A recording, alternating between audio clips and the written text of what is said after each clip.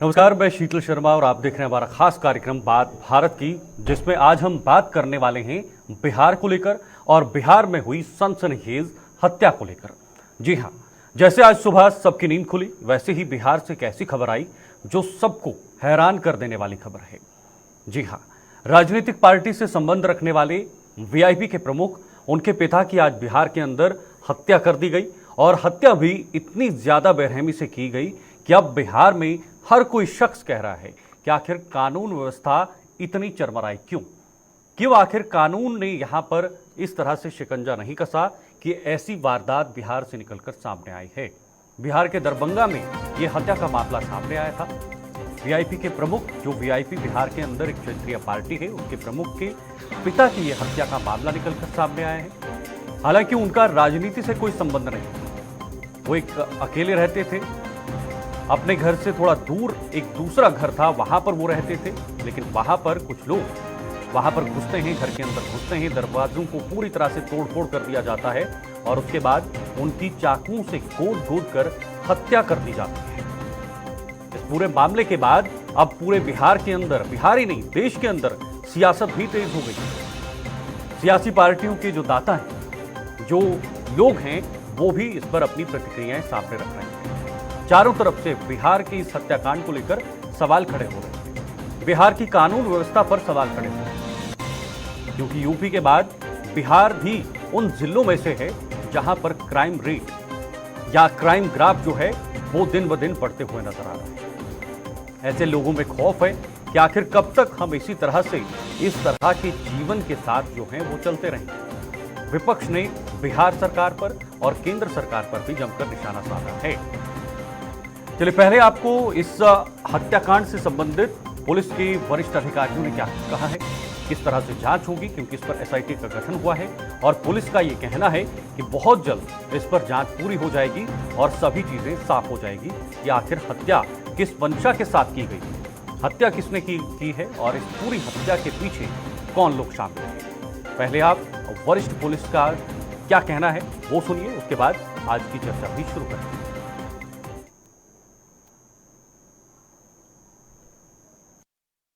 शायद इसीलिए रात में पड़ोसियों को सूचना नहीं मिली है।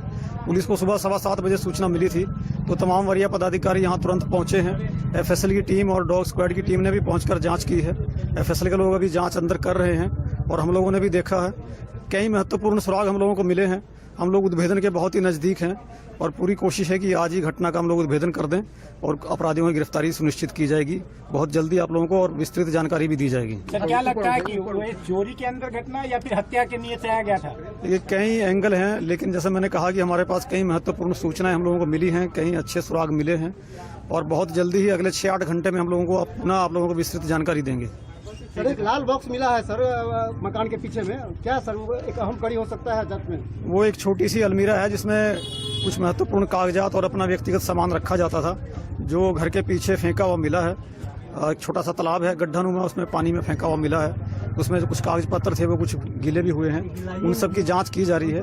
वो भी एक महत्वपूर्ण सुराग है। इसके अलावा टेबल पे 3 खाली गिलास मिले हैं और भी हम लोगों को ह्यूमन इंटेलिजेंस से आसपास के लोगों से कुछ महत्वपूर्ण सूचनाएं मिली हैं। टीम अपना काम कर रही है। एसआईटी का गठन किया गया है एसपी ग्रामीण के नेतृत्व में। तमाम अध्यक्ष एसडीपीओ लोगों को उसमें शामिल किया गया है। सबको अनुसंधान के अलग अलग बिंदु पर काम बांटा गया है। सब लोग अपना काम कर रहे हैं और पूरी कोशिश है कि आज शाम तक इसको कर लेंगे। पुलिस को तो आपने वरिष्ठ पुलिस अधिकारियों को सुना, उनके मुताबिक उनका कहना है कि बहुत जल्द इस हत्या की गुत्थी को सुलझा लिया जाएगा। इसके पीछे कौन लोग हैं, जैसे मैंने आपको पहले ही कहा, लेकिन सवालों के घेरे में वर्तमान सरकार आ गई है। सवालों के घेरे में बिहार की कानून व्यवस्था आ गई है कि आखिर बिहार में किस तरह से पूर्व मंत्री और एक पार्टी के नेता के पिता की हत्या की जाती है, सरेआम बेरहमी से उनको मारा जाता है। आज इसी पर चर्चा करेंगे। हमारे साथ कुछ खास मेहमान हैं। डॉक्टर अवरिल मलिक जी हैं, बीजेपी के प्रवक्ता, हमारे साथ ज्वाइन हो चुके हैं। प्रमोद सिन्हा जी आरजेडी से प्रवक्ता हैं, वो भी हमारे साथ इस वक्त ज्वाइन हो चुके हैं। और अमिताभ कुमार जी वरिष्ठ पत्रकार हैं, वो भी फिलहाल इस वक्त आपकी टीवी स्क्रीन पर हमारे साथ जुड़ चुके हैं। बहुत बहुत स्वागत है आप सभी का हमारे साथ जुड़ने के लिए और समय देने के लिए। तो मैं शुरुआत डॉक्टर अवरिल जी करना चाहूँगा, आपसे ही करना चाहूँगा। डॉक्टर अवरिल जी, सवाल खड़े हो रहे हैं कानून व्यवस्था पर, बिहार की कानून व्यवस्था पर कि आखिर ऐसे कैसे हो सकता है?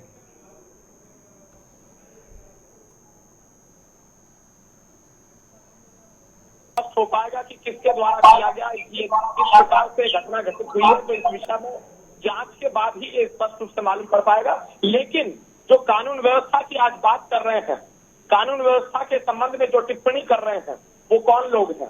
वो आरजेडी के लोग हैं, जिनके समय में जंगल राज हुआ करता था और जिनकी देन है जंगल राज। इस विषय को भी देखा जाना चाहिए।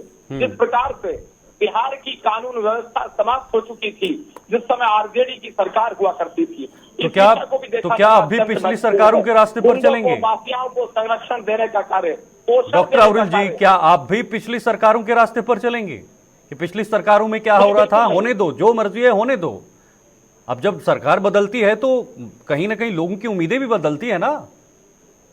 बिल्कुल निश्चित रूप से हम इस बात के समर्थक हैं और उसके साथ साथ मजबूत कानून व्यवस्था किस प्रकार से दी जाती है ये नीतीश जी के द्वारा जिस प्रकार से दिखाया गया, और उसके साथ साथ जहां तक भारतीय जनता पार्टी का विषय है तो उत्तर प्रदेश का योगी जी का मॉडल देखा जा सकता है। लेकिन जिस तरीके से आरोप लगाए जा रहे हैं, ये आरोप सभी बेबुनियाद हैं। और आरोप लगाने वाले कौन है? आखिर आरोप लगाने वाले वो लोग हैं जो माफियाओं को पोषण देने का काम किया करते थे, माफियाओं को संरक्षण प्रदान करने का कार्य किया करते थे, और गुंडों को संरक्षण प्रदान करने का कार्य जो लोग किया करते थे, आज वो भारतीय जनता पार्टी के ऊपर यदि आरोप लगाते हैं या एनडीए के ऊपर आरोप लगाते हैं तो इससे दुखद कुछ नहीं हो सकता। ठीक है, प्रमोद सिन्हा जी भी हमारे साथ बने हुए हैं, आरजेडी से प्रवक्ता हैं, उनके पास भी जाना चाहूंगा। प्रमोद जी, किस तरह से इस घटनाक्रम को देखते हैं? बेहद दुखद मामला और बहुत ही बेरहमी से ये हत्या की गई है आज सुबह सुबह।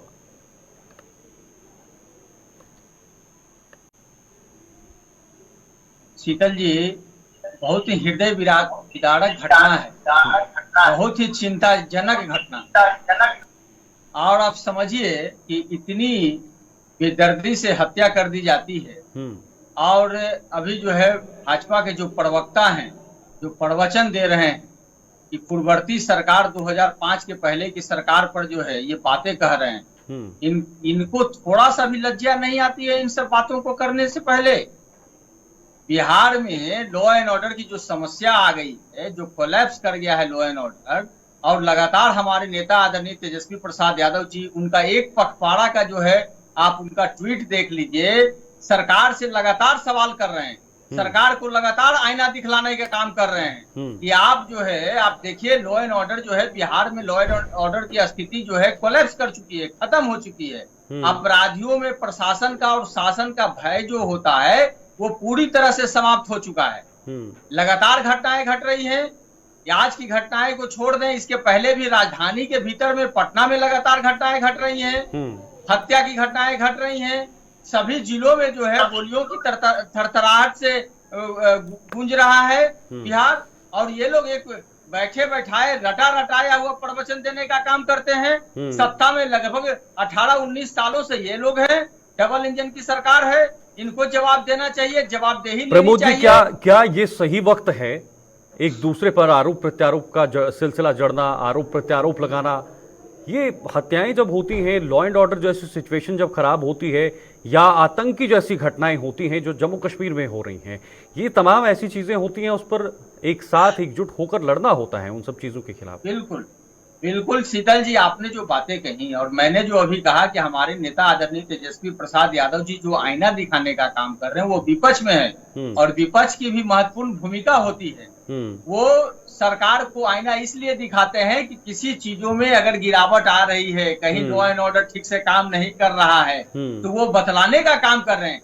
लेकिन सत्ता पक्ष के लोग क्या कहते हैं? बीजेपी तो यूपी मॉडल पेश कर रही है, योगी मॉडल पेश कर रही है कि जिस तरह से योगी जी ने उत्तर प्रदेश के अंदर जो क्राइम है उसको कम किया है, गुंडागर्दी को कम करने की कोशिश की है। सुनिए प्रमोद जी, कम करने की जो कोशिश की है, उसी आधार पर बिहार के अंदर भी चीजें हुई हैं। उल्टा आप पर आरोप लगा रहे हैं कि आप तो संरक्षण दे रहे थे उन सब लोगों को। देखिए, सत्ता संरक्षित जो है, ये लोग जो क्राइम हो रहा है, और ये लोग जो है लगभग वही तो कह रहे हैं कि लगभग एक लंबी अवधि होती है, 20 वर्ष का कार्यकाल जो है, 19 वर्ष का कार्यकाल जो माननीय मुख्यमंत्री नीतीश कुमार जी हैं, जो अपने हाथ में जो है गृह विभाग समान प्रशासन रखते हैं, एक लंबी अवधि से लगातार बिहार के मुख्यमंत्री हैं, और वो सवाल किस पे कर रहे हैं? सवाल विपक्ष पे कर रहे हैं। विपक्ष जब आईना दिखलाता है तो विपक्ष पर ही उसका ठिकरा फोड़ देने का काम करते हैं। अरे हम लोग तो कहते हैं कि अगर आपको नहीं समझ में आता है, कहीं कोई दिक्कत है, परेशानी है, सर्वदलीय बैठक करिए ना, किसी विषय पर आप समझिए, विषय पर बैठक करिए, हाई लेवल की मीटिंग करिए। क्यों इस तरह की घटनाएं लगातार घट रही हैं? क्यों राजधानी में लूट की घटनाएं हो जा रही हैं, सरेआम लूट की घटनाएं हो जा रही हैं, सरेआम हत्या हो जा रही है, और इस तरह की बातें करते हैं? बताइए। ठीक है, ओके, इस प्रकार से होगा क्या? ठीक है, ओके प्रमोद जी, वापस लौटता हूं आपके पास। अमिताभ जी भी हमारे साथ इस वक्त बने हुए हैं, वरिष्ठ पत्रकार हैं। अमिताभ जी, पहले तो मैं यही जानना चाहूंगा कि इस पूरे घटनाक्रम को आप कैसे देखते हैं, क्योंकि एक राजनीति से जुड़ा जो उनका बेटा यानी मुकेश सहनी थे, उनके पिता जीतन सहनी, जिनका राजनीति से शायद मुझे लगता है कि उतना गहरा रिश्ता नहीं था, जो राजनीति से जुड़े नहीं थे, 70 वर्ष की आयु थी, बुजुर्ग थे, एक घर में रहते थे, लेकिन इस तरह से बेरहमी से उनको मारना, उनकी हत्या कर देना कितना निंदनीय, और किस तरह से आप इस पूरे घटनाक्रम को देखते हैं? पुलिस प्रशासन का फेल्यूर जो है ना, उसको ये दर्शाता है। एक 70 वर्षीय व्यक्ति जो वृद्ध, मतलब इतनी उम्र है जिसकी, इसका मतलब है कि पुलिस की जो रक्षा की जो प्रणाली है ना, उसमें कहीं कुछ कमी है। पुलिस की रक्षा की प्रणाली में कुछ कमी है। पुलिस जो पोलिसिंग है ना, पोलिसिंग केवल अपराध के बाद और अपराधी को पकड़ लेना नहीं होता। इसका मतलब है कि पुलिस अपने आसपास गुंडा तत्वों, बदमाशों, हथियार का आवागमन और गलत हरकतों, इन सब चीजों पे नजर रखना बंद कर चुकी है। इसकी वजह से ऐसी घटनाएं जो है उसको अंजाम देने में अपराधी कामयाब होते हैं। तो मुझे लगता है कहीं ना कहीं बिहार सरकार को, नीतीश बाबू को, सुशासन बाबू का जो उनको दर्जा मिला हुआ था, उसको वापस हासिल करना पड़ेगा। वो खो चुका है। इस तरह की घटना, और एक नहीं कई घटनाएं हो रही है पूरे बिहार में। जो शुरुआत में जो बेहतरी आई थी, वो फिर वापस डिटेरिएट होके उसी कंडीशन में पहुंच गया है। आप देखिए ना, और ऐसी एक नहीं अनेक घटनाएं लगातार आ रही हैं। इससे पता चलता है कि पुलिस प्रशासन जो है वो एक तरीके से नाकारा हो चुका है। आपको उसका एक और कारण बताएं। बहुत स्पष्ट लगता है कि पुलिस जो है, क्योंकि ज्यादा अब डिपेंडेंट जब प्रशासन जब बाबुओं पर हो जाते हैं ना, जब ज्यादा अधिकारियों को अनावश्यक महत्व देने लगते हैं, और इनका अपना एक सिस्टम भी होता है, पार्टी है तो पार्टी का नेटवर्क भी हर जगह होता है। तो पार्टी का नेटवर्क में जो लोगों से जो फीडबैक लेना होता है कि किसी कहीं थाना ठीक से काम कर रहा है कि नहीं, कोई ऑफिस ठीक से काम कर रहा है कि नहीं, पार्टी के नेताओं से वो सब फीडबैक लेना चाहिए। उन सब से इनको कोई मतलब नहीं है। और आप देखिए जिस तरीके से वहां पे सब वसूली का जो कार्यक्रम चलता रहता है, और बालू चोरी का और खनन का जो काम चलते रहता है, उसमें इतने पैसे की वसूली हो रही है। पुलिस लगता है कि बस पैसे की वसूली और अपराध हो जाए तो फिर जाकर के लीपापोती में लग जाती है। पुलिसिंग नहीं हो रही है अब बिहार में। इस बात को हमें समझना बहुत जरूरी है। ये बहुत खतरनाक बात है। इसका मतलब है पुलिस का जनता से संपर्क बिल्कुल टूट गया है, और वो बस शुद्ध जो है स्वार्थी हो गई। ठीक है, ओके।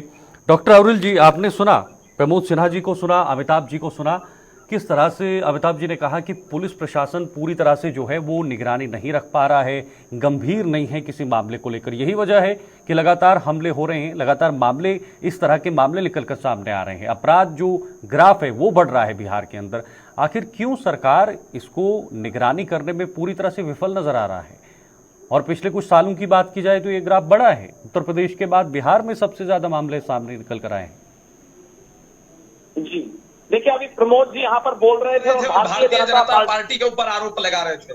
मैं प्रमोद जी से जानना चाहता हूँ, मोहम्मद शहाबुद्दीन को संरक्षण प्रदान करने वाली पार्टी कौन सी थी? इस विषय पर भी इन्हें बता देना चाहिए, और क्यों संरक्षण प्रदान किया गया था, इस विषय पर भी बोलना चाहिए। ठीक है, ओके। जी अमिताभ जी। जी अमिताभ जी, कि इनको ये उसी के नाम पर आए थे कि जंगल राज है, उसी के नाम पर इनको सत्ता मिली थी ना। आज फिर उसका जिक्र करके ये अपनी घटना को छिपाना चाहते हैं। इसका दोष कम हो जाएगा क्या? अभी आप बताइए, इस हालात, फिर से जो वो हालात बने हैं, इसके निराकरण के लिए क्या करेंगे? आप उस पर बात कीजिए। ऐसे नहीं दूसरे की गलतियां गिना कर अपनी गलती छुपा नहीं सकते आप। और बिहार की जनता बहुत त्रस्त है। मैं खुद बिहार का रहने वाला हूँ और आरा के पास में रहता हूँ। कोइलवर पुल जो है उसकी हालत क्या है, बगुराज का जो छपरा पुल बना है, इतनी शिकायतों के बावजूद आपकी पुलिस कुछ नहीं कहती, वहां लोग मर जाते हैं। पार्टी कौन सी पार्टी थी? वो आरजेडी थी, और इन्हीं का राजनीतिक दल मोहम्मद शहाबुद्दीन को पालता पोसता है, संरक्षण प्रदान एक प्रकार से राजनीतिक तौर पर करता है, तो उस विषय पर इन्हें बोलना चाहिए, लेकिन आरजेडी वाले नहीं बोल रहे हैं। ये बहुत दुखद विषय है। बातचीत नहीं हो रही है, राजद की बातचीत नहीं हो रही है, विषय से भटकाने की कोशिश न करें।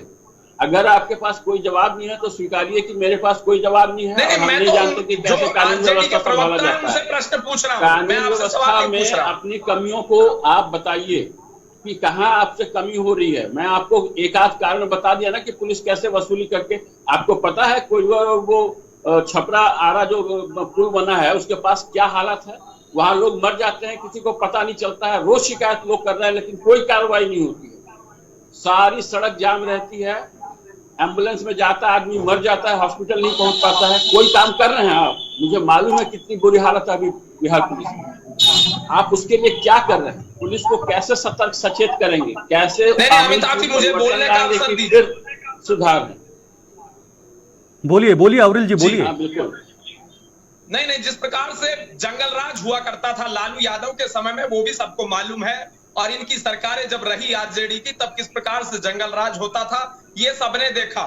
लेकिन अगर भारतीय जनता पार्टी के ऊपर आरोप लगा दिए जाएं, जेडीयू के ऊपर आरोप लगा दिए जाएं, नीतीश कुमार जी के ऊपर आरोप लगा दिए जाएं, नरेंद्र मोदी जी के ऊपर अप्रत्यक्ष तौर पर आरोप लगाने का प्रयत्न किया जाए, प्रयास किया जाए, तो यह अनुचित है।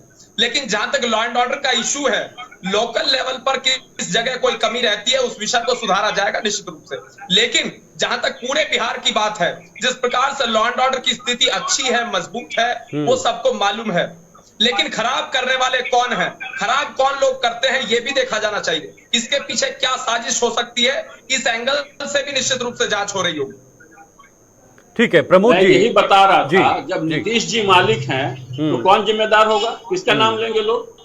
आप सरकार में, आपको जवाब देना पड़ेगा। और साजिश हो रही है तो पुलिस क्यों नहीं साजिश का उद्भेदन कर रही है? क्यों? इसका मतलब है पुलिस सतर्क नहीं है। बिल्कुल अविरल जी, आप कह रहे हैं कि लॉ एंड ऑर्डर मजबूत है, और दूसरी तरफ आप साजिश कह रहे हैं। अगर साजिश है तो ये आपकी जिम्मेदारी बनती है। पुलिस का काम है, हर एंगल से पुलिस जांच करती है। अरे भैया, जांच तो बाद की बात है ना, जांच से पहले इन हत्याओं को, इन हमलों को तो रोका जा सकता है। पुलिसिंग जो है वो केवल हत्या के बाद जांच की नहीं होती है, हत्या की स्थितियां ना बने उस पे आपको पता है निश्चित गांव-गांव में हत्या बहुत बता दे रहा हूं मैं, और कमियां बता रहा हूं मैं, और कमियां बता रहा हूं, सुन लीजिए। आऊंगा प्रमोद जी आपके पास। जो जमीन कब्जा गिरोह घूम रहे हैं ना, गरीब लोगों की जमीन कब्जा कर ले रहे हैं, बेच दे रहे हैं, और आप लोग कोई भी शिकायत पे कोई काम नहीं कर रहे हैं। मैंने नीतीश जी के ऑफिस तक खबरें पहुंचवाई हुई हैं, मेरे गांव से जब आती थी कि भैया इनको जरा चेक करो, कोई काम नहीं होता है। और उसके बाद जो हत्याओं का सिलसिला होगा, इसमें पुलिस का बड़ा रोल है कि वो ऐसे हरकतों पे जाके, स्पॉट पे जाके काम नहीं करती है, लोगों की मदद नहीं करती है। तो आपका पुलिस डिपार्टमेंट एकदम डिफंक्ट हो चुका है, खाली वसूली के धंधे देखता है, और जब अपराध हो जाता है, आपके थाने के लोगों ने कहा हुआ है कि मार दिया क्या तुमको, तुम्हारी हत्या कर दी कि तुम आ गए हो। ठीक है, मैं प्रमोद जी के पास भी जाना चाहूंगा। तो ऐसे अधिकारियों को आप रखेंगे तो क्या झेलना पड़ेगा? अपने आप में दुखद है, झेलना पड़ेगा। कोई भी घटना अपने आप में दुखद है, लेकिन जो हमारी मंशा है उस विषय पर आपको देखना चाहिए। हमारी क्लियर मंशा है, क्लियर, हम चाहते हैं कि जंगल राज कहीं नहीं होना चाहिए। इस विषय को लेकर हम चल रहे हैं। हम क्राइम को समाप्त करने वाले लोग हैं, समाप्त करने का पूरा भरपूर प्रयास करते हैं।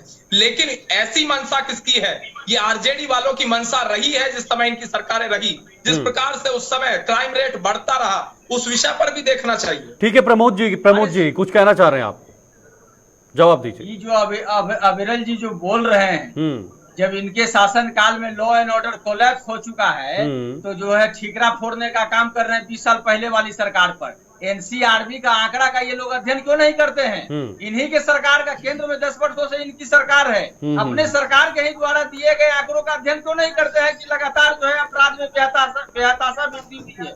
ये क्यों नहीं करते हैं? अभी नीति आयोग का एक जो रिपोर्ट आया है, सतत विकास लक्ष्य, उसमें बिहार फिसड्डी है, अंतिम पायदान पर है, झारखंड से भी पीछे है, और ये लोग विकास का ढोल पीटेंगे। पुल पुलिया गिर रहा है लगातार, दर्जनों पुल पुलिया गिर गया 15 दिनों के भीतर में, कोलैप्स कर रहा है।